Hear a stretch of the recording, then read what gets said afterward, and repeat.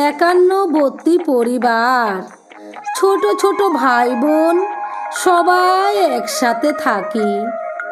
সেই সময় ঠাকুর আমাদের বাড়িতে মাসখানেকের জন্য ছিলেন। ঠাকুরকে আমরা আমাদের প্রিয়জন বলেই মনে করতাম।